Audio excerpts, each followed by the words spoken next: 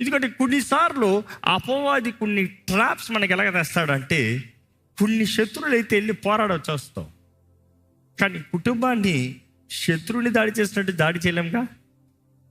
కుటుంబాన్ని శత్రువుని పోరాడిన రీతిగా పోరాడలేని పరిస్థితులు ఏం చేస్తావు? ప్రేమ ఆపుతుంది, మనసు విరిగిపోతుంది, మనుషుడు నలిగిపోతున్నాడు. ఈ మధ్యలో సహాయం ఎవరో? ఎప్పుడైనా గమనించండి, రోడ్లో నీకు 100 గొడవలు ఉండొచ్చు, ఎవడో నీ పరువు తీయడు. కానీ నీ ఇంటి వారే నీలో గొడవలు గొప్ప భార్య భర్తల మధ్య కొన్నిసార్లు గొడవలు వస్తాయి చూడండి, రోడ్డుకి ఎక్కిందానికి ఏమవుతుంది? పరువు పోతుంది. నువ్వు బయట ఎన్ని గొడవలు జయించిన వ్యక్తివైనా నీ జోలికి ఎవడు రాడు, ఎంతమంది ఎవడు మాట్లాడు, కానీ సొంత కుటుంబం నీకు విరోధంగా తిరిగినప్పుడు ఏమవుతుంది? No value, no value. ఒరే గొలియాతను చంపగలిగావు, నీ సొంత కుమారుడిని నీకు విరోధం తిరుగుతున్నాడు, చంపలేవా? పిరికోడువా?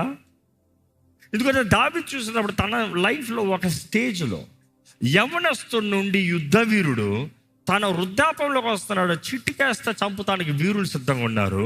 ఇందుకే అప్పటికే తన వీరుల చరిత్ర చదివితే గొలియాతు లాంటి వారిని అనేక మందిని చంపిన వీరులు ఉన్నారు. దావీదు ఒక్క గొలియాతుని చంపాడు, కానీ గొలియాతు లాంటి వారిని అనేక మందిని చంపిన వీరులు అతని దగ్గర ఉన్నారు. అతని వీరుల సంఖ్య చూస్తే దావీదు ఆశపడినది, నాకు ఆశపడుతున్నానంటే ప్రాణాలు తెగించి చేసిన వాళ్ళు ఉన్నారు.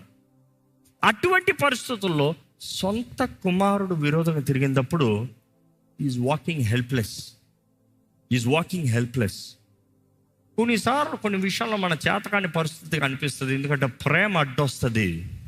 కానీ అలాంటి సమయంలో నిరుత్సాహంలోకి వెళ్తున్నామా, కృంగుదలలోకి వెళ్తున్నామా, చేతకాని వారిగా మిగిలిపోతున్నామా, లేకపోతే దేవుని యందు ధైర్యాన్ని తెచ్చుకుంటున్నామా?